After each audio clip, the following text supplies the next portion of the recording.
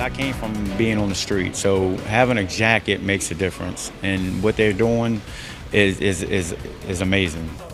Oh, there's many things in life that we take for granted: a roof over our heads, a warm coat in the wintertime. Yet for those struggling with substance misuse, these necessities, they really feel like luxuries, which is where the Helping Up mission steps in. Joining us now from Helping Up is Brent Jones. He is the Senior Director of Men's Programs. Thanks for coming by, man. Good to see you. Thank you. Good to see you as well. That soundbite and clip, that's from the Ravens came by, and to see grown men, just their excitement, not just for the event, but just the time to have with someone. I mean, you could feel it through the TV screen. Absolutely. You know, our guys go and they watch the Ravens on TV. Yeah.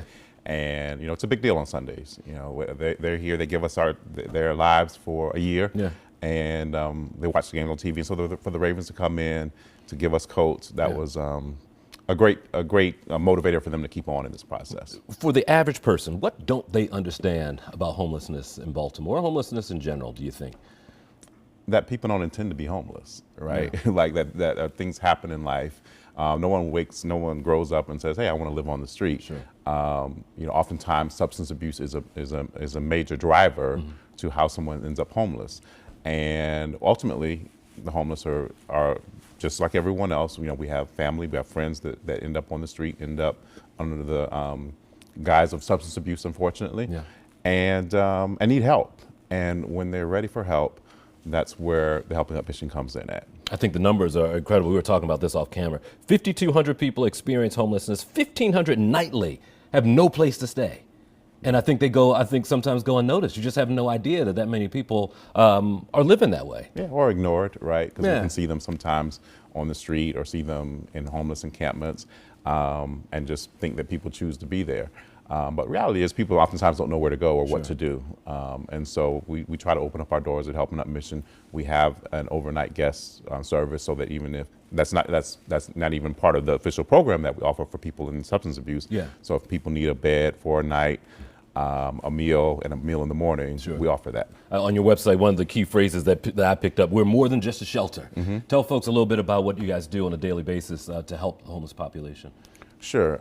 You know, we have the overnight guest services that where even if you're not in the program, you can come and get a bed and food for a night and in the morning. And then we have our spiritual recovery program, which is the foundation of what we do. So we have about 200 men, in fact, more than 200 men, and more than 100 women in our spiritual recovery program, because we serve both men and women.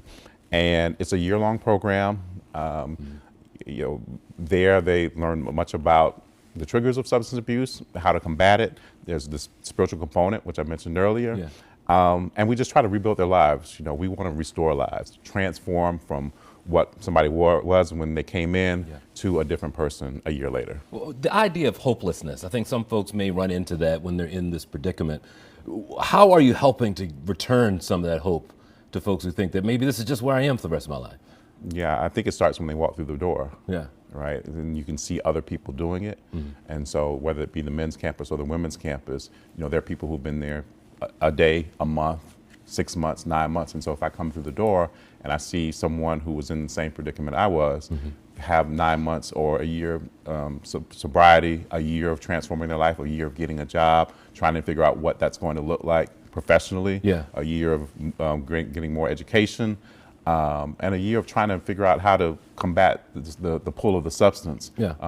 For me, I think that motivates people to continue on in the process. Does trust play a role here as well? I'm guessing that there has to be a little bit about, you know, I'll sort of hand my life to you as I look towards either sobriety or just a place to spend the night. Yeah, they need to trust what we're doing. And I think we've been around, Helping Up Mission's been around since 1885. Man. And so with that longevity comes trust. And we haven't had any major issues. And so because of that, people know that when you come to the Helping Up Mission, there's a serious program that's run there. And you do some mobile outreach as well. So if they're not there in your facility, I mean, you take it to them. Yeah, we go out several times a week, at least 3 times a week.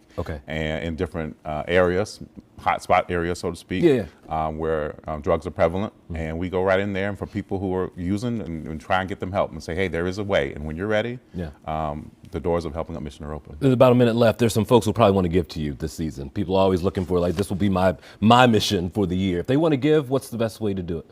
helpingupmission.org. Okay. Go to the site. There are plenty of ways to give on the site. Certainly, they can give us a call as well. And we need it. Absolutely. This is a difficult time of year, and so the more resources we have, and it's not just money, it's clothes, it's toiletries, whatever someone wants to give, our doors are open because we need it. It's an important time of year for us.